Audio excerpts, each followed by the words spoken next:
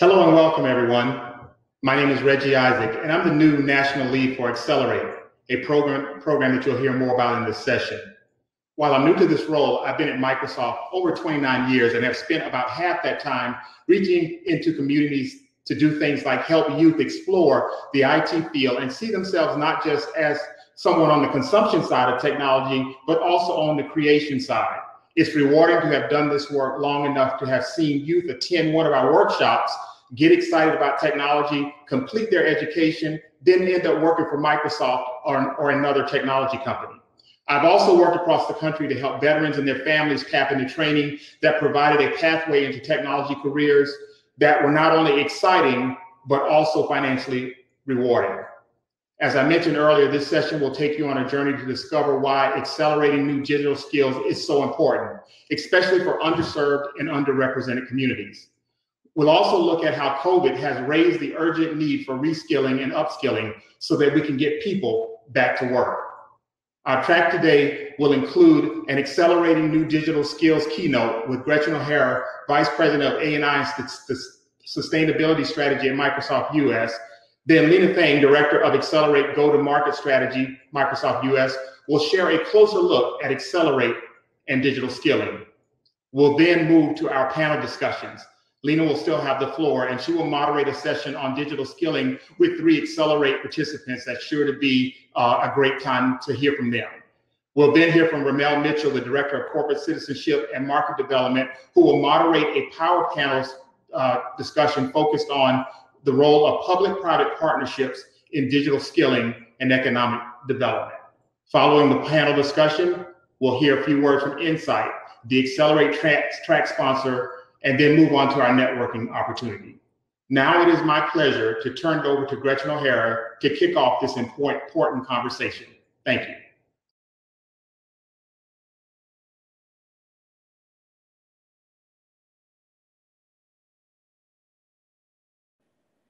Hello, and thank you everybody for tuning in today.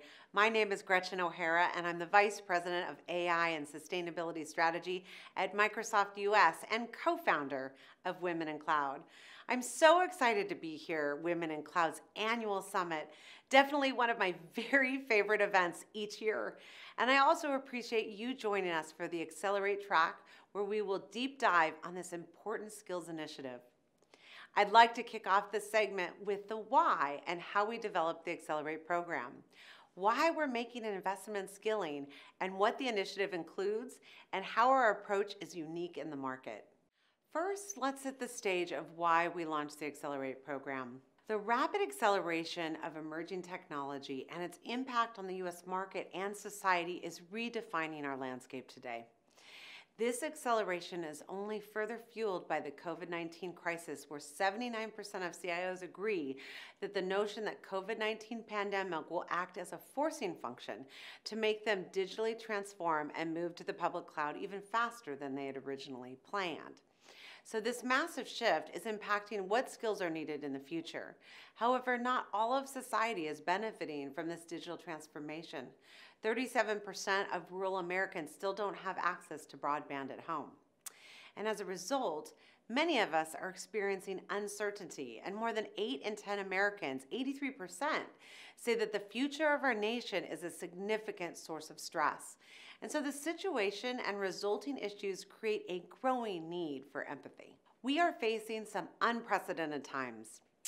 In this global pandemic, we have had to address some pretty incredible problems that range from how we come out of this global economic crisis to the skills that we're going to have to need to collectively use in the recovery of how we serve every individual on the planet, ensuring that we have an inclusive and a diverse workforce of the future, and that the technology and innovation that we have to provide to get out of this global pandemic doesn't actually create a larger digital divide. So now we need to bring more people together as we focus on underserved and underrepresented communities so that everyone can flourish in this recovery today. We see digitization as a massive opportunity, creating benefits for both industry and society. The World Economic Forum estimates that the opportunity could be as big as $100 trillion over the next 10 years. It's just simply massive. However, this opportunity comes with significant challenges as digitization is accelerating the need for new jobs and new tech skills. And it's projected by the next year, 27% of roles will be net new due to technology, and 54% of employees will require reskilling or upskilling. And now, women in particular may be at risk of changing their jobs due to automation. Up to 24% of the total women employed globally will need to change jobs due to automation. And this virtual world post-pandemic is also increasing the digital divide, leaving underserved communities further and further behind. According to Deutsche Bank research, 76% of Blacks, 62% of Hispanics could get shut out completely or be underprepared for the 86% of jobs in the U.S. that will be due to lack of connectivity and technology access. The digitization trend combined with COVID has led to unprecedented growth of virtual and remote education. However, access to broadband, access to the quality of content and remote instruction is vastly different depending on location, community, and those demographics. And those factors can result in learning loss. How many learning students lose during school closures varies significantly, and in some cases, students are not getting any instruction at all, while others may opt out of school altogether. This loss will be greatest among our low-income Black and Hispanic students. In particular, 86% of Black students are currently receiving low-quality or no remote education, with the possibility of losing over 10 months of learning during this pandemic. Compounding learning loss in underserved communities is job loss, and overall, women are impacted as well, 1.8x times more vulnerable in this crisis than men's jobs. And so together, we can leverage this forum to act. This struggle of underserved communities in a world that is rapidly digitizing, as well as the increasing disparity of opportunity for them, is further compounded by systemic injustice. And so in the past year, events created national protests regarding current inequities in the U.S. at a systemic level that included racial, economic, gender identity, and ability bias. Empathy in Action was developed as a national platform executed through our local community engagement to the level the playing field across policing, criminal justice, healthcare, education, skilling, and access to opportunity, and access to capital. Addressing the need to build sustainable, systemic, and symbolic change across our communities, cities, and citizens can empower every individual and organization to achieve more. And we achieve these goals through the initiatives to close the skills gap and leverage our Microsoft platform to drive change in the markets that we serve every day. The Accelerate Skilling program is a direct result of this broader Empathy in Action initiative. As digital capabilities rapidly accelerate, digital skills across local communities have to keep pace. Microsoft saw an opportunity to upskill the local workforce, particularly underserved communities, and that is how Accelerate was created. A coalition between public and private partnerships, Accelerate will unlock new economic opportunity by closing the digital divide and creating skills for high-demand jobs. Accelerate's vision is to become a sustainable initiative that generates economic and community impact, targeted to community members who are susceptible to job displacement or unemployment. And we have ambitious targets. We want to reach 6 million by 2022, and achieve this goal, Microsoft cannot execute Accelerate program alone. We have built an extensive ecosystem for each community where we launch Accelerate. Together with local government, learning partners, and corporate partners, we have created a holistic approach to address skilling needs in localities and extending our reach and impact at the city and community level. Our goal is to reach the underserved and key workforce populations, specifically COVID-impacted, low, moderate, and high digital skills, holistically with the access and the tools to prepare for new and continued career trajectory in a post-COVID environment, regardless of your demographic, regardless of your economic background. Now, with this alliance of key education, corporate government, and nonprofit leaders, we're on a mission to rapidly increase digital fluency and develop the new tech talent and skills required to build the community in a post-COVID world. In addition, we are looking to create sustainable economic opportunity by building the tech hubs of the future powered by Microsoft and our coalition.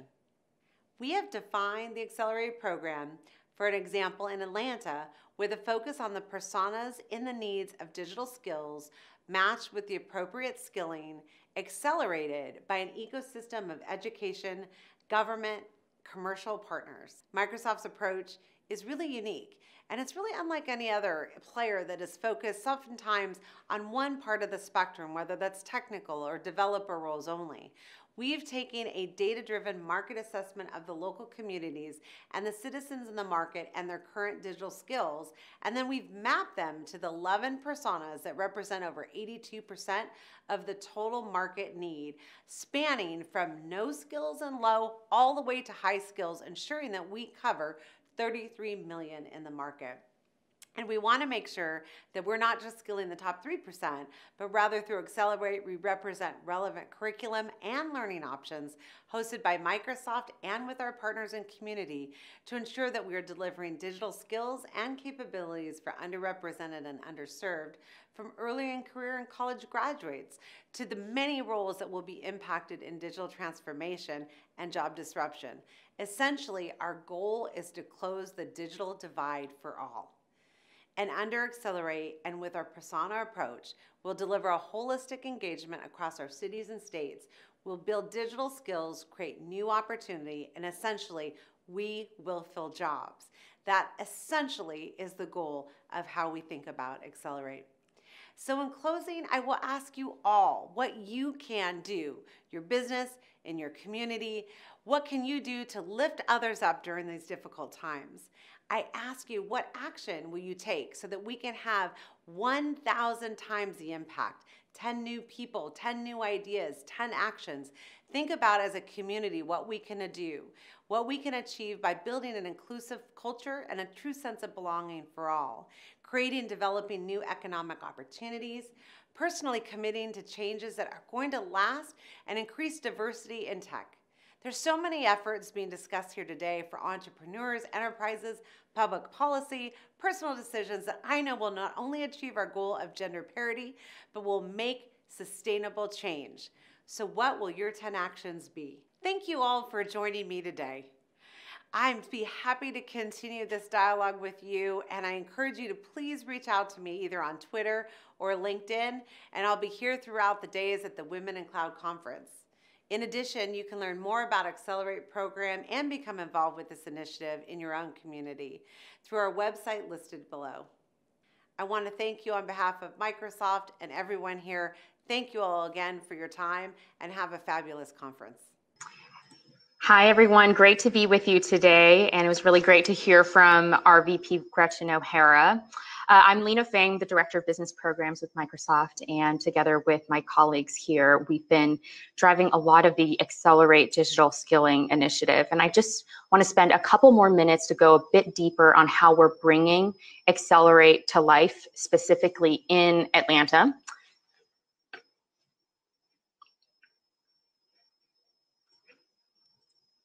So the mission for Accelerate Atlanta, which is very much in line with what Gretchen shared, is really about driving economic development through closing the digital divide and creating skills for in-demand jobs across 4.4 million Atlantans.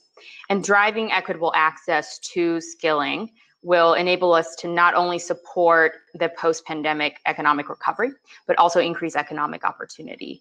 And we hope that investing in this way, investing in the workforce in this way, Microsoft can help build these tech hubs of the future in Atlanta as well as other cities.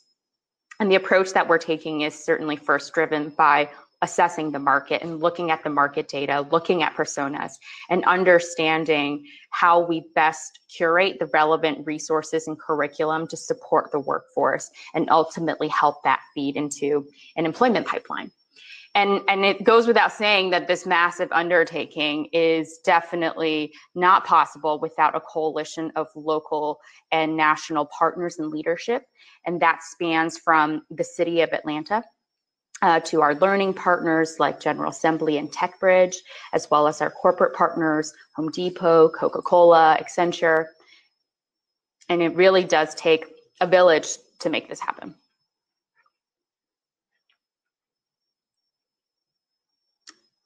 So within the Atlanta market, the way that we're looking at the skilling value chain is to first make sure that we are reaching at least 20% or more of the 4.4 million Atlantans, and doing that in a variety of different channels, and certainly tapping into all of our partners to inclusively drive that awareness around all of the skilling resources that are available. And once in this program, participants will have access to skilling that's mapped to proficiencies that are in demand now and will be for many years to come. And we've worked with learning partners like TechBridge to curate very specific training courses for Accelerate, and also bringing to the table a lot of our free courses and learning paths that are offered through Microsoft Learn and LinkedIn Learning. Ultimately, the goal is not just to skill, but to make sure that those who are skilled and are active job seekers have the opportunity to be placed into local jobs. And this is either with our corporate partners or within the broader hiring network. And we're able to really drive the regional economic engines and to help local businesses pull in more diverse talent over time, so that the workforce continues to develop and are able to be retained within the market for many, many years to come. And this value chain and this approach is one that we're certainly bringing to Atlanta, and as well as hoping to expand nationally for greater scale and impact as well.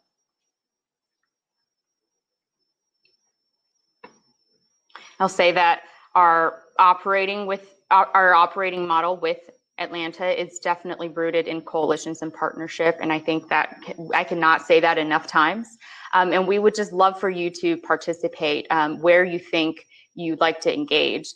As a startup or a corporate partner or an entrepreneur, I'll just call out the action on the left-hand side here. We would certainly welcome you to join in our coalition and support skilling in terms of hiring, in terms of helping us to amplify the work here in Atlanta and beyond. And we are also really eager to support anyone within the community who are interested in no cost or low cost skilling resources, and certainly look to you to help us spread the word as well. We're here to connect if you want to reach out to us. And I know Reggie will share a little bit more about the calls to action and ways for you to engage a little bit later as well. And so with that, I would love to invite our current student participants as part of the Accelerate Atlanta program through our TechBridge learning partner, and would love to welcome Zenaida Johnson, Nia Smith, and Jacinth Thomas. And I think that this is a great opportunity to hear from their current journey to date, and just would love to welcome you all to come on.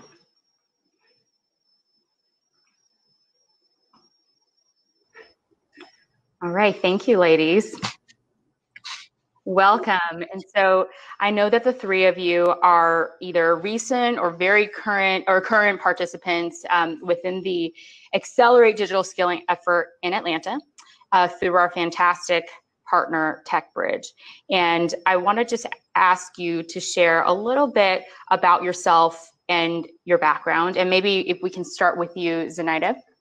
Sure. Hi, how are you?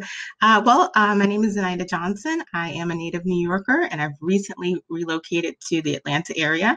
I've owned an event service business for over 10 years pre-pandemic. I have a bachelor's degree in science from St. Francis College, and also an MBA from Keller Graduate School of Management. And I'm interested in entry-level IT roles and opportunities. Nia, you want to go next? I think you're on mute, maybe.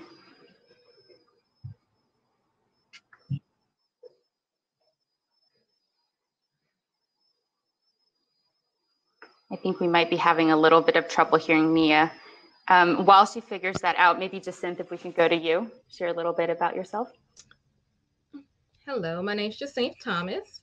I have recently moved back to Atlanta from Mississippi, where I'm originally from. I needed a career change. I've been a massage therapist for about 10 years, but I've always been a gamer, and I always wanted to learn how to code, and I knew Atlanta had more opportunities.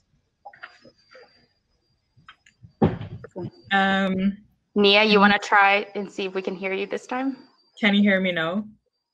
Yes. Okay, it was the earphones. So my name is Nia, and I'm originally from Jamaica. I moved to Atlanta December 2019, and actually wasn't interested in coding that much. Like, I went to school for business management, and I'd see some of my friends who were doing computer science or computer programming, and I was always intimidated by that black screen with colorful words on it. So, but it's actually not that bad once you learn it. So it's really interesting, yeah. And I'm also doing the same thing as Zenaida, level position as a web developer. Okay, that's really great. And what specifically brought you three to participate in TechBridge's training as part of our Accelerate Atlanta partnership? So for me, my cousin told me about TechBridge because he works at with Microsoft here in Atlanta, and so that's how he found out about it, and then he told me about it, and I just thought it was a really interesting opportunity to learn a new skill. Yep. Zenaida, what about you? Sure. Well, after COVID and all the quarantines, I realized this was a really great time to invest in myself and to pursue an interest that I've had for a really long time. TechBridge provided that. They also provided, soft skills and professional development, which is actually helping me with the transition from business owner to rejoining the workforce. And also it was a free program. They just went remote. And and they fit the criteria. That's great. Jacinth? Well, I'd actually been studying JavaScript and Python. I'd been looking into some coding camps that were in the area. And I thought, like, maybe I'll just look around to see if there are any programs that kind of could help me along. And I just so happened to run across it. I think it was a week before they closed the deadline, and I was able to thankfully get into this program. That's awesome. And I'd love to ask to understand what impact the training program has had on you so far. And Jacinth, why don't we start with you this time? The impact it's had on me, it's opened my eyes to all the different ways that you can use development. Front end and back end is what they taught us. And then they gave as well, since everything is being mitigated to the cloud, to kind of give us a 360 view of everything. And then they have such a broad network. I was actually reached out to by an Accenture recruiter to do an apprenticeship. So not only are they teaching us the skills we need, they're also trying to help us get those positions that are in the industry that are needed. Great. Nia? Oh, actually, Jacinth just said everything that I think all of us are thinking. Like, we all had the same experience. Even though Zenaida and I were both in the same cohort. Or experiences just like Jacinth's own, where you get an opportunity to learn a new skill, meet new people, network, and potentially like join a new career field. So that's really, I like that a lot. Zenaida? Yeah, well, I think that when anyone automatically thinks of IT, the first thing that comes to mind is programming or coding. And I think that TechBridge allowed me to broaden that interest, and it allowed me to see technology from a different perspective and other components of technology. So, data science, IoT, and cloud technologies, and that's the things that I think of now when I think of IT. They helped me also achieve a Microsoft certification as well. That's great.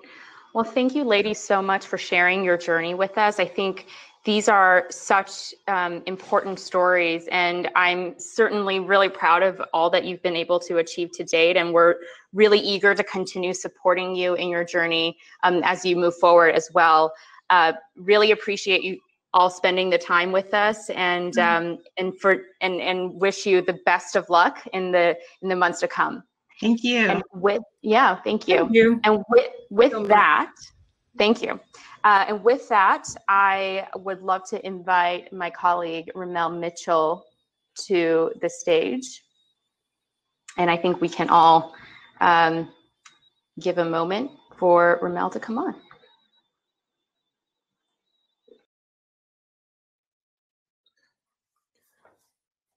Hello, and Lena, thank you for that great panel, and Zenaida, Nia, and Jacinth, I think have done just a marvelous job kind of highlighting the impact of digital skilling, particularly now. So thank you so much as we transition to into a panel that I think is going to be really, really impactful. My name is Ramel Mitchell. I'm the Director for Citizenship and Market Development for the Central U.S. I'm here at Microsoft. And part of the role of our team is focused on public-private partnerships. And we talked about public-private partnerships a little earlier, and Gretchen's remarks kind of speak towards that as we think about communities. And part of this panel that we're going to have today really will speak towards public-private partnerships, what we're seeing in the community, how we can make an impact, where we're going. And so we have an amazing panel that is joining us. And it's my pleasure to introduce our panel at this time. We have Julie Stept with the City of Houston. She is the Director for the Mayor's Office of Education, doing some marvelous work there. We also have Ty Hayes, which is the Interim CIO and Chief Technology Officer for the City of Atlanta. So welcome, Ty. We are just thrilled to have you on this panel as well. And then we also have Ryan Fernity. So Ryan is the Head of Business Development for General Assembly. So we have a great panel, which I think we'll have some great conversations here over the next 30 minutes or so. So again, as you have questions, please also include them in the chat. So to all my panelists here, welcome aboard. Thank you for joining us. I think this is going to be a really interesting and dynamic conversation, so we're looking forward to this. This past year has been like no other, right? I think we can all say that this past year has been challenging. We look back over the last 10 to 12 months. The economic and social effects of the pandemic continue to impact each of our communities, each of our cities. And so we know that communities of color and women have been impacted quite a bit, actually disproportionately to those in the broader population. And so when we think about this, there are a number of issues, a number of observations I think that we can all make. But as you look towards economic recovery, as we look towards each one of your unique perspectives in terms of where you're located, whether it's Houston or Atlanta or anywhere in the US, I think we all have a unique perspective here. It would be interesting to get your perspective on leadership, how you're thinking about the changing landscape of jobs ahead, and really where we're going. We'd love to hear your perspective in each one of your cities and how you're thinking about moving forward. So Juliet, we'll start with you, City of Houston, and then we will go over to our City of Atlanta. And by the way, thank you both for being Accelerate Cities. You guys are accelerating economic recovery and accelerating the way in which we think about these topics. So thank you for that. I'll start with you, Juliet, and if you can dive into that question. Yes, thank you so much, Ramona. It's a pleasure also to be on a panel serving with Ms. Hayes. Love Atlanta. We've got so much going on in this country with various changes, and the impact of COVID-19 I think is something that we never expected. As a part of the process, it has caused us to really take a deep dive into issues of equity. Even prior to the pandemic, Mayor Sylvester Turner launched the Complete Communities Initiative, seeing how we could bring in investments from the city of Houston with public and private partnerships, helping our communities that have been traditionally underserved and under-resourced. And so that set the stage and the predicate for us being able to reach out to the community, delve deeply into the data to start seeing what we could do to start building bridges. Mm-hmm. When the COVID-19 pandemic hit, we're very grateful that we had set the stage and we had this wonderful relationship with the Microsoft Alliance to be able to help us as part of that journey prior to COVID-19 coming into fruition. Then when that happened, anything that allowed saving space or time was taken away. We had to quickly move to be able to rethink, redesign systems. And one of the godsend was technology for us to be able to start using the assessment of what was made in terms of trying to bridge the digital divide. Seeing at the very start of the pandemic, folks saying that this would be a Herculean effort, that no one could envision us moving as quickly and effectively as we could because there was such tremendous need. But it was only through extending and building bridges with government, communities, nonprofits, private companies, and establishing a rapport where we put our guard down and we said, what I don't know, you may know, and what you know, I need to know. And so it really created a new sense of how we as a community must work together. And I believe that that's really based upon the philosophy of Mayor Turner, which is we need a complete community, and that focuses on excellence and equity for all in many different areas. Julia, that's an excellent point here. And as we go into Ty, I know Atlanta, you have had a heck of a year as well as we all have. But you've been on the news in terms of the work that's going on, both in the community as you're thinking about social justice, as you're thinking about as Julia mentioned, the utilization of technology, the impact that you're making as CIO, as Chief Technology Officer. How are you seeing this impact Atlanta? And you know, going back to that original question, the importance of that public-private partnership in order to make an impact in these communities. Sure. First of all, thank you for having me today and being on this panel. This is a topic that is near and dear to my heart. And so I'm glad to see that it has a platform in the summit. You know, we too had sat down and had some conversations prior to COVID. You know, we started to talk about what digital equity meant for the city of Atlanta, where, you know, transformation would be happening, understanding that there needed to be collaboration with the communities, with our, you know, private companies, with our education system. There needed to be an ecosystem where we were really thinking about what does the future look like, right?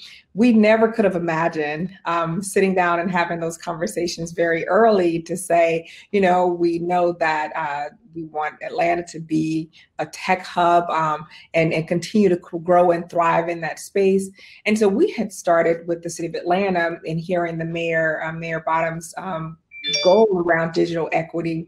We, from a technology perspective, we said, listen, let's start a digital steering committee. So we actually had a technology governance group that we brought together with leadership and from education, from some of our major corporations in Atlanta, just to talk about where do we see Atlanta, what do we, you know, collaboratively see as goals for our city. Then COVID hit, right? So we had already had the conversations with Microsoft saying, hey, you being one of the largest partners that we have in the city of Atlanta, you know, how do we do this? You know, how do we figure out what this platform is. And Microsoft answered that call, right? We came back and said, okay, listen, let's do this Accelerate Atlanta. And just to see all of the involvement from all over, just to kind of come together and collectively say, okay, this is what we offer. This is what we offer. How do we do this? And it wasn't just thinking around how do we attract individuals to the program. We've thought about the kids. We've thought about veterans. We've thought about individuals looking to shift careers. A lot of folks are coming out of retirement potentially. And so we thought about all of the different work streams in terms of how this could be valuable, and to see it into action is so important, because we as a city definitely didn't have all of the resources to do this type of lift. And then again, there's a lot of conversations often that become vaporware. To see this transform and this happen so rapidly, my heart warmed just to hear from the students prior to us coming on stage, to just hear how they're benefiting from the program. And I just know that there's so much more to come. So the city of Atlanta is definitely committed to this. It is something that I wouldn't be in my role today if I didn't have opportunities that were afforded to me coming from urban city Atlanta. So just the exposure, just the opportunities that these types of programs provide is invaluable. So just from the skill training to internships, so you see the exposure, getting to test different places, I think all is just great, valuable aspects of this program.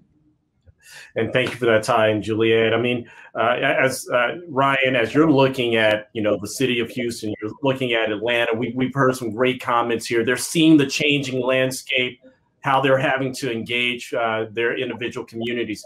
How are you seeing the job landscape change from your perspective with General Assembly? You're looking at this, not just in Atlanta, not just in Houston, but across the country. I imagine that you're seeing there's a tremendous amount of shift in the landscape. What does that look like from your perspective? Yeah, that's a great question. I'd love to comment. And so firstly, just thank you for the opportunity to be a part of this conversation. And it's a privilege to be here speaking alongside these civic and tech leaders about this critical issue. And I think I want to pick up on something that Ty named, which is that this is not a new conversation. Many cities have been talking about knowing where the future of jobs are going, that whether it's a pure tech job, like a traditional software engineering job, or it's a digitally enabled job. So a marketer today and the skills they need look very different than a traditional marketing role, even from 10 years ago, that this is the future. And every single city has a stake, and every region has a stake in this future. And that one of the biggest challenges is that the bar to entry into this ecosystem has been artificially high. So on two lenses, at the national level, these types of jobs and skills have tended to cluster in certain cities, like the familiar ones, San Francisco, New York City, Boston. But when you think about where the majority of jobs are, they are in all kinds of industries that are digitally rapidly digitizing in all their cities. And they're having the same need. Like, they need these skills and these talents. And not everyone is going to be poaching the same talent pools. And there's a massive equity and diversity challenge in that we need to go into local communities, bring them into this. And so most cities have been already talking about this. They've been laying the groundwork. They've been partnering with universities. They've been bringing together the civic sector. Government has been getting involved. But really what we're seeing is that COVID has absolutely lit a flame under this. And I'll just name kind of two statistics that are worth thinking about. In the last Great Recession, we lost a ton of jobs. Of the 11.6 million jobs that came back after the Great Recession, almost all of them, 99%, came to people with post-secondary credentials. Mm-hmm. And so I think the same thing is happening this time. And it's not about post-secondary credentials. It's about having the right skills. Post-secondary credentials was an imperfect heuristic that got us to the same place, but now it's about digital skills. Like, most of those jobs are coming back. And so the second statistic is from Microsoft, which in its global skilling announcement named that they predict 150 million new jobs are going to be these digitally enabled data cloud type jobs. And so I think this is the moment where cities are trying to come up with models for how you really light this up locally. And Atlanta is a place everyone's watching because it's some of the most exciting places for this happening. And it's amazing that Microsoft has played such a big role in galvanizing basically an operating system for public-private partnership. Yeah.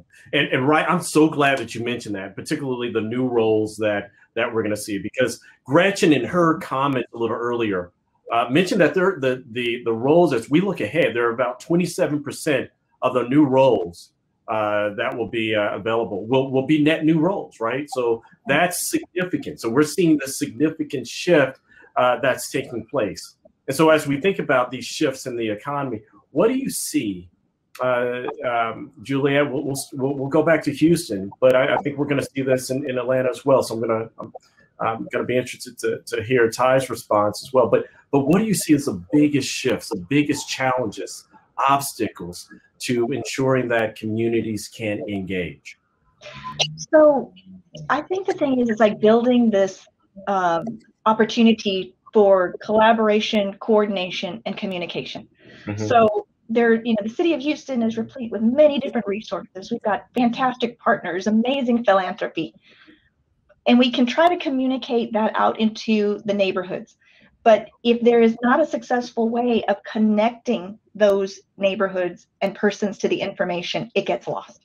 And so the Achilles heel is the coordination of actually linking two groups together effectively, and also building capacity in terms of outreach and strategy.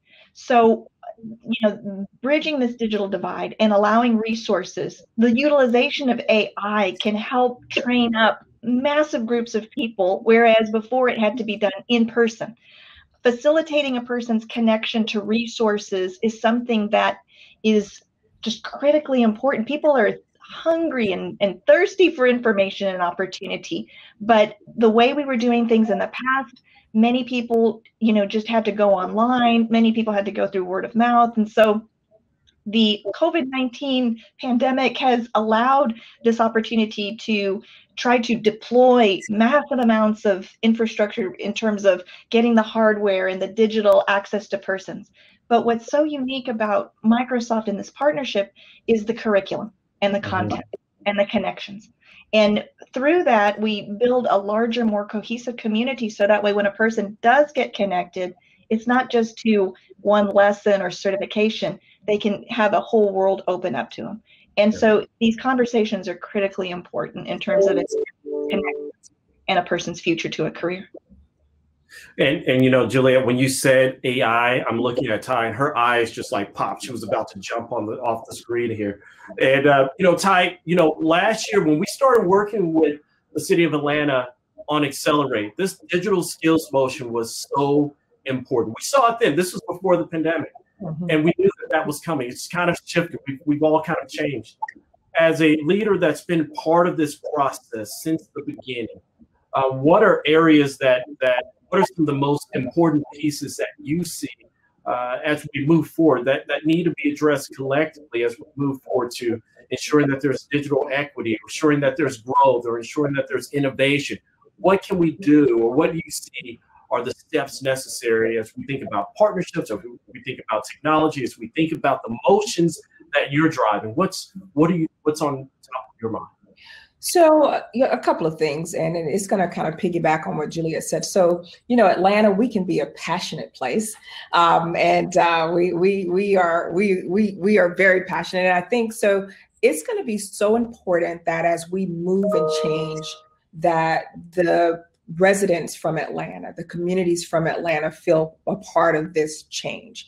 That's the only way that adoption is going to happen, is people have to see themselves in this vision. And so having a seat at the table early is so important. I also think that our traditional education routes, our primary schools, high schools, the curriculums are going to have to shift. We're going to have to look at early on how to embed a lot of this digital change into just regular jobs, marketing, being a doctor, physician, any of the things that we can imagine. We're going to have to not only try to fix the here and now, I think we systemically have to look at how do we embed this thinking in future in terms of what's coming up and how we're raising the folks that are going to be behind us. Because again, a lot of these jobs and titles don't even exist today, right? So there's going to have to be some level of core competencies that are wrapped around just I mean, you know how when you're going through college, you had your basic, your general skills. There's going to have to be a general skills kind of digital something, that data. I mean, BI. I mean, there's going to have to be some of that thinking embedded into learning. So I think, you know, being at the table early, the transparency around the change is going to be very important. And then also, as we shift in the amount of data and the amount of technology, of course, security is going to also be a key that we need to think about it as part of the process and the build. So I think all of those things are going to be important. You know, I think you're so spot on. This democratization of technology, the way that we think about it, is going to be so important. It's more important now than ever, actually every day. And when I say cybersecurity is more important today, you're probably thinking it's actually going to be more important tomorrow, exponentially important as each day, hour, second rolls on. And that kind of, you know, points to the evolution of everything that's occurring, right? Whether we're thinking about digital transformation or as we're thinking about this economic recovery. And, you know, Ryan, you know, General Assembly has been a pioneer in this space, and job skilling and tech skilling and that type of work. We've seen this again across the U.S. in multiple cities. How do you see this transition occurring? How are you modifying or adapting, creating new models to address what we're seeing today? And I'm imagining that you had to think about this in real time, you know, probably thinking about April, May, June, right, as we saw this shift. So I'm really curious about that. And then as you see the steps moving forward, what do you think will be required as you think about addressing those digital skills gaps, right? Has there been a change? Yeah, so where I comment on that first is actually going back to the original, to the first time we saw this happen, which was after the Great Recession. So GA was born 10 years ago out of that moment when really so many people's career trajectories, life paths were being disrupted from external shock. And we were thinking, you know, we could see that technology was a massively growing sector that you didn't have to be in the traditional tech hubs to see opportunity. And it was really hard to make that transition. Like, if you hadn't done it in your kind of university training, if you hadn't had exposure with your family, if you hadn't been lucky to be in a company where they gave you a shot at learning that, you just had very few options. And so really the original innovation that GA and other, you know, boot camps like us was really not that complicated. It was the idea that can we get someone into a job, into a good job, a tech job, and can we do it affordably and quickly? Because those are the two biggest barriers. You know, this is a conference really about women in cloud. Like, let's think about the biggest reasons people cannot make these leaps into new trajectories. One, it takes too long, so life gets in the way too easily. And that is really true for women, where they are primary caregivers. There are way too many reasons why women are not offered that opportunity, because too much gets in the way and they pick up the tab in terms of responsibility. This also happens, and lots of people are traditionally underserved in technology. And the second is just that the cost was really high. And the third actually is believability. It's a belief that I can do this and I can get a job, on the other hand. Because a lot of people actually can do this. It's just the perceived risk. So long-winded answer is the first innovation was really, can you take what normally would take a master's degree in computer science to make that leap as an adult? Can you make that happen in 12 weeks with a $14,000 investment? That was like the original thesis. There were 2 boot camps. Today, there are like 98 across the country. That was like a clear innovation. Another statistic, 30,000 computer graduates, computer science undergraduates a year. Boot camps now are about 25,000. So just think about that in the last 10 years. So rolling the clock forward, what are the big drivers happening in the market? Number one, cloud and AI adoption is totally changing, like was named before, the types of jobs and role profiles. We don't even know what these look like yet. They're all evolving in real time.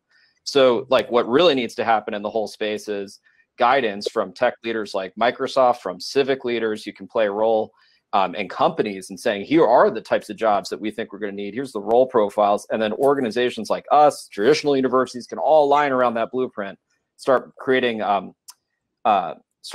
access to that. And then the second thing I'll name is, like, I think the other big innovation in the space is we have gone from access, that was like the MOOC era. Anyone could touch any training online, but we knew that wasn't enough. Like the success rate of people completing get a job is like less than 1%, 10% in the best cases. Then it was all about boot camps and jobs. So let's flip it. It's not about access, it's about jobs. I think the next big mode we got to look at is about economic opportunity. Can we show that someone in communities, as a result of creating these pathways, suddenly that person who's earning $25,000 a year is moving in entry-level IT, making $55,000 a year. Within 3 years, they're in a cloud role, now at $80,000. Think about the benefit to communities for really showing that. And with the data that Microsoft is able to track and provide and the analytics, we can now make like really powerful investment cases to fire this all up. Sorry, the last piece of my sandbox here is just that I believe this is the next moment in time. If we need a GI Bill type investment and adult reskilling, this is it. So communities show it can be done at the local level. Federal government can start putting the funding in place to really fire this up for everyone. Yeah. Well, you know, Ryan, I would agree with you on this. I think the entire panel would. And in fact, our previous panel, Zenaida, I believe, it was either Zenaida or Jacinth, had mentioned, I think both kind of gave examples on this, and where I think it was Zenaida that said, you know, I'm going to take advantage of this time to double down on my skilling. Like, this is a perfect time to do it.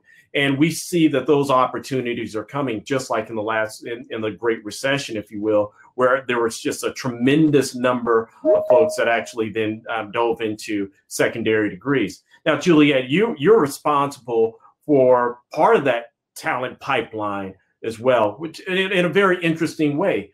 The STEM talent pipeline, as with your work in the K-12 space across the city of Houston and in the region, but also your touch points in higher ed. Now, when you think about that and you think about the local skills and the local talents that are needed for the Houston economy, Houston doesn't necessarily just think about themselves as a Houston economy. It's a global economy, right? A global player. How are you looking at expanding equitable access to digital skills training, and then what lessons can be learned for those across the country, or even those across the globe that are watching this today? Well, thank you so much. And I just wanted to say, I was about to do this when you were talking, Ryan, because, you know, it's true. The pandemic has presented a tremendous amount of challenges, but also opportunity, and forcing us to rethink things and redesign things. And, you know, the pandemic has hit communities of color and women especially hard. And so looking at the traditional models of the delivery of education, it's outdated. And we could have acknowledged that before then, and we were moving to try to bring in innovation, but crisis always forces us to move much faster. Our economy, our future, and the lives of families across not just the United States, but the world are dependent on us restructuring our way of delivering, upskilling, certifications, training, just learning opportunities. And I think the pandemic has showed us you can fast track training. You can develop partnerships in ways that are more meaningful. There were some folks that were going to longstanding programs, paying a lot of money with no counseling and walking away with no degree and no future. And so the other thing is sometimes folks, it's the mismatch. You know, they were studying, they finished their studies, and then they couldn't find a job. And so the need for the public-private partnerships is critical. You've got to get the companies to give us the what is it that they most need? What are the skills that we need to make sure that the learning opportunities from the colleges and universities and apprenticeship programs align? And how can we empower families so that way we can make it easy? You know, we've got, you know, mothers at home with children, especially during this time frame where schools are closed. You know, we need to be able to facilitate things so that way it's fast, it's easy, and it's connected to a real job that's going to provide them with a honest, wonderful, fantastic amount of pay that, you know, can help support our economies and families. Microsoft providing these means of being able to facilitate those connections using technology is something that is just a godsend. I told folks I am so amazed by the opportunities that are available. Those things, it's like it's moving at such a fast pace. I think that, you know, that is, you know, just a blessing for us to have this accelerated growth. But as Ty was saying, we've got to make sure that we've got the communities at the table who are a part of this conversation so they can help us build a system that is better designed to meet the unique needs of the communities we are serving and upskilling at this moment.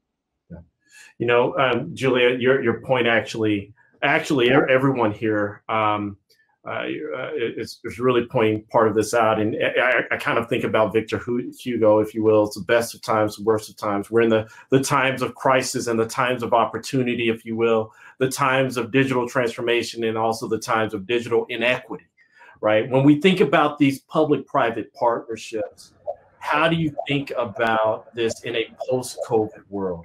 Where does this, and Julia, you touched upon this a few moments ago, but how do you think about this in a post-COVID world? Hopefully 6 months from now, let's say a year from now, when we're all planning our summer vacations or something to that effect, or at least walking outside with other people that we might know, or going to restaurants, hopefully next year, a year from now or so, whenever that is, what does that look like? How are we planning for that? How can public-private partnerships help the city of Houston, help the city of Atlanta move that forward? Ty, I'm going to pass that to you before we jump into this next piece. Sure. I think it's important that we not stop. I think that it's important that we have found a way to innovate during a crisis. That's normally when major just energy happens anyway, right? And so now it's around, how do we sustain this? How do we not lose this passion and this commitment to it? I think we are learning all of the different ways of delivery, right? And we need to capitalize on that when the boundaries and borders are removed and the restrictions are removed. How do we now even think about how we can move faster, move quicker, do better placements, and don't, then we're gonna have to re-energize social skills, right? So because everybody's so used to being apart, but it's important that we don't lose the momentum that we've gotten with this incredible opportunity that we have to capitalize on it. I just think we have to capitalize and continue to grow and expand on it. Yeah, Juliet, any other thoughts on that? My thought is this. And what we've learned, the advocacy must remain as absolutely essential, that tech and the access and bridging this digital divide should be as accessible as water, as clean water, and other unique necessities that are taken as given. It's a public good. We have to not view it as it's only available for a small group that can afford it. It has to be available for everyone. If we can do that, we will fundamentally transform this country in a way that I don't think we've ever seen. Because and don't be afraid of it. Yeah. I mean, not afraid of it. Yeah. No, not be afraid of it. It's like, just getting everyone a chance, because, now a person has to sign up for a COVID vaccination, fast track, using tech, and other things of like even trying to sign up to get support and food support. That's why we have to make sure that tech is as common as clean water. That's an amazing statement. That's a powerful statement. And in fact, if we say that, if we think that to be true, and we think about the future of work, we think about the future of life and how we engage in general, that means that automation is going to play a greater role. That means that it's going to be more pervasive in all aspects of our life. Now, knowing that up to about 24% of total women employed globally will change their jobs due to global work, due to automation. How do we best support women that are in this space? For years we've had discrete events and programs encouraging women and young girls to explore careers in STEM or what have you. But how do we take that and move beyond automation to help them actually play equally on this playing field? Any thoughts? We'll start with Ty, and then we'll go to Juliet. Ty, thoughts? If we go back and listen to some of the things that was discussed on the panel with the young ladies before us, there are often so many other issues that women are dealing with. I just read an article now saying, childcare changed so much during the pandemic and women suffered, and they did. I mean, we were moms, we were trying to work, we were trying to teach and cook and all those things. So I think it's going to be important if we really want to see advancement from women in this space. We also have to look at support services as well. We have to make sure that the coaching outside of just technology is there. Often women, are afraid to kind of jump into the fire. I think mentoring internships are going to be so important, so that they can test the water, see you can do it. You know, young ladies like, I was so intimidated by this, right? I think it's, we get into it, and show that it can be done. We have success stories in terms of how it was done. There are options for childcare, for transportation, or, you know, to get a computer, or whatever those things are that are obstacles for you. I think it's important that we, if we're committed to this, that we also look to address that as well. And I think you got to look at it full circle. All right, awesome. Thank you. Juliet, thoughts here? You know, Ty hit the nail on the head. You know, working with Professor Richard Tapia at Rice University's Center for Excellence in Equity in Education, I asked him, I was like, how is it that you're able to get so many underrepresented minorities and women to graduate with the PhD in mathematics, which is an extraordinarily challenging PhD to get? And he said, I build community. And, you know, he was like, there are many ways in which programs inadvertently or actively discourage persons from participating. And, you know, the active way is, you know, setting up these barriers. It's, you know, when we talk about the timing of events, or we talk about the delivery of instruction, we have to realize that if we want folks to succeed, we have to build a community and a support network and a system that encourages success. And so I think that that is critical for us to serve as advocates, to be able to create nurturing, welcoming environments for women. Mm-hmm. And so, you know, until we actively do that, you know, you don't see gains until you make the investments. And so, and that also says, you know, women in leadership, you know, in designing programs and policies and plans, you know, if you want a problem solved, it's complicated, quickly, you get a bunch of women in a room and they'll figure it out. And let's say that as a woman, because, you know, it's like, that is something that's just absolutely essential. And we need more women to have a seat at the table, you know, as we're in 2021, and that's an issue that, you know, continues to have a problem in many respects, from policy design to different types of leadership levels. And so I want to thank Microsoft for this particular meeting. It demonstrates your commitment to the leadership and the future of women in this country and beyond. Well, absolutely. And we're fortunate to have two women leaders here on this particular call and at this particular conference. And also just proud to work with a company too that has some amazing leaders that are women that have invested their time, energy, and effort to make a commitment to ensure that we're there, because you do need to have all voices at the table. We see that. We see the difference there. And I'm going to ask this question, and that is this. In Houston and in Atlanta, we have some amazing universities, from Spelman to Morehouse and Clark, and Georgia Tech and Rice University and Prairie View in that area in Texas Southern, and University of Houston. The list keeps going on and on. As you think about this conversation that we've had around digital equity, around training and digital skilling, community engagement, and the future of work, what role do these type of institutions, this higher ed, this K-12, what role does education, formal education play? And is there any changing aspect of that that we see today that's going to be helpful as we move forward to a greater skilled community, or as we see skills evolving in society? I'm going to give Juliet and Ty a break. I'm going to hand that question. I'm going to start with Ryan and then come back. So Ryan? Yeah, sure. It's a great question. And the short answer is the traditional higher education system are going to play an undoubtedly critical role. Like, there's just no getting around the fact. I think, you know, one thing that's interesting is so much of the airspace is often traditional four-year universities, when really it's our community colleges and two-year programs that are the backbone of where the vast majority of people try to break into opportunity in this country.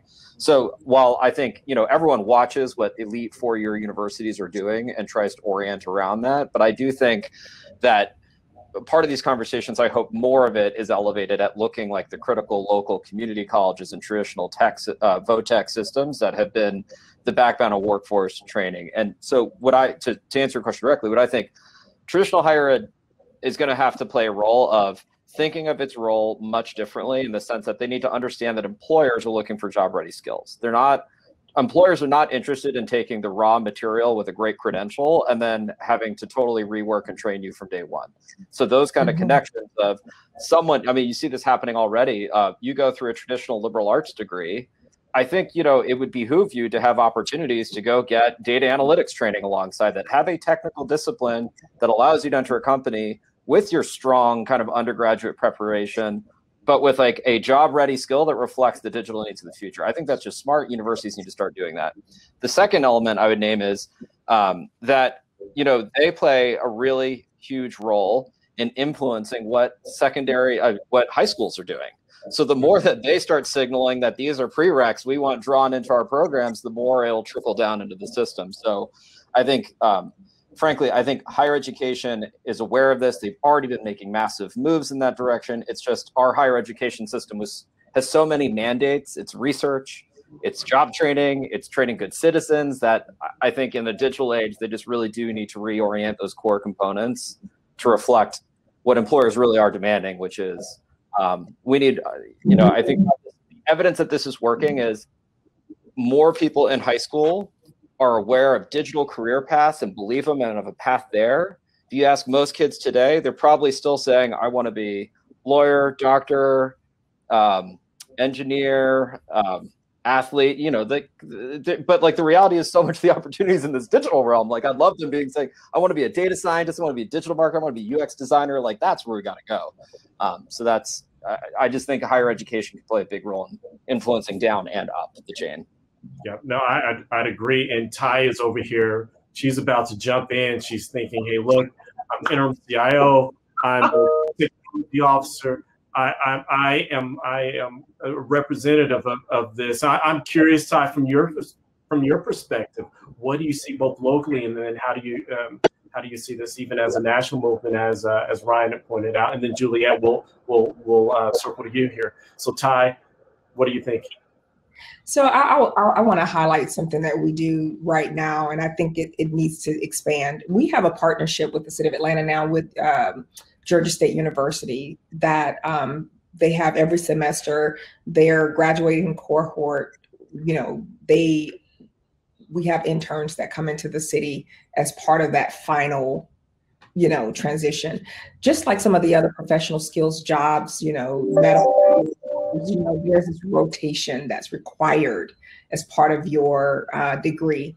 I'd love to see, especially now we're talking about the 4-year schools, I'd love to see somewhere in that second, third year that there's this rotational path that students have to go on as part of that education, because not only do they get that foundational thesis and theory, right? But then they get that practical practice in different rotations then that gives us experts or individuals that are ready to go to work right out of school. And I think that then there are tiers to that. That could be at a junior college level, CTAE programs in high school. So I think the more that we can get individuals in touching and filling the opportunities is going to create more interest in it, because then we understand what it is.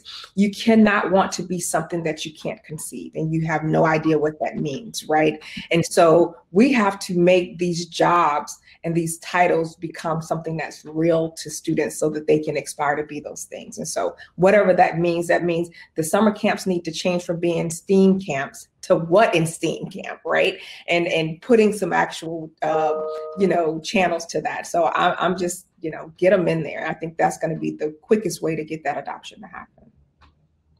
Well, I would agree with you wholeheartedly. And I think those are great comments here. We're actually almost at time. We're at time now. So Juliet, if you have 20 seconds on this, literally here. So 20 seconds. Mayor launched his Hire Houston Youth program to connect 16 to 24-year-olds to jobs available in their community. So we wanted to be able to enhance the connection between youth and those jobs that exist so they can get a real world earn and learn experience. You can conscientiously decide your future when you have choices and you have knowledge and you have the power to make that informed decision. Thanks to Microsoft and other partners who are a part of that program. We're deeply appreciative. Well, thank you so much. And thank you to our panel here today, Juliet, Ty, Ryan. Your feedback has been amazing. Thank you also for just being great Accelerate partners. We've only just begun, and we anticipate that we're going to continue accelerating this movement towards digital equity, towards economic recovery, towards impact in each one of these communities in which we live, work, and love. So thank you so much for joining us today on this panel. And with that being said, it gives me an opportunity to introduce Reggie Isaac. And Reggie Isaac is the National Director for Accelerate. And so, Reggie, thank you for all the work that you have been doing, and I am going to pass it over to you. So, Reggie. Thank you so much, Ramel, and I want to thank you and our power panelists, Ty and Juliet and Ryan, for such an insightful discussion that I believe clearly communicated why a program like Accelerate is needed. Our time today is winding down, so I want to take a few minutes as we wrap up to thank all of you for joining our session today. As you heard, digital training is critical for our communities, it's critical for economic recovery, and critical for economic development. The need for diverse talent in tech is clear and must be addressed. We also heard that a collective of public and private leaders are needed to make an impact. No one can do this work alone. So as you transition out of this track, I challenge you to find your place in our call to action shown on this slide. Here it provides some ways for you to take a personal interest in Accelerate. And I'll summarize our call to action by saying, 1, remember to raise awareness of this program and the importance of skills-based labor market that opens a door into technology careers for those with the appropriate skills and certifications, not just those with the appropriate degrees. Believe me, there is plenty of room for everyone in the technology industries. Secondly, don't lose sight of the impact COVID is having on underserved and underrepresented communities. Digital skills are a very real means to get people back to work and help workers earn a living wage and beyond so that they can thrive as they excel. If you know people in the community who can benefit from digital skilling, you personally tell them about Accelerate. So again, thanks for your time. And now we'll hear a few words from Insight, our track sponsor. Amy, the floor is yours. Thanks, everyone, for attending this great session. It's been really encouraging and inspirational to hear just the incredible work that's happening out in communities. Like Atlanta and Houston, and I just, it's just a really exciting thing to know about. Insight is very proud to be a sponsor of this Women in Cloud event. This is our 3rd year as a sponsor, and this year I'm so excited to be celebrating the collective power theme that we have all embraced for this session. Specifically, it was great to be part of this session because I know firsthand how important digital skills are. I lead a very large team of wonderful, innovative, young, creative minds who are digital marketers, and I crave the talent that digital skills, bring to the marketplace. We need those skills in order for our company to be successful. But really, it goes beyond marketing to areas of our company that do so many other things for our clients, like create modern work experiences for other companies, designing and implementing strategies to secure and leverage data, along with Microsoft, one of our very best technology partners. And we're even helping communities like the ones we've heard from today do some really innovative things like implementing community broadband so that all students have access to online learning, or maybe even experimenting with new and really fresh ideas like smart cities. Insight as a company remains very committed to keeping a very diverse workforce busy, including a real commitment to attract and retain women like many of you attending today. Our Women with Insight resource group grew tremendously in 2020, and we entered 2021 with a renewed commitment to honor and grow women at Insight for all of these amazing careers that are possible in today's environment.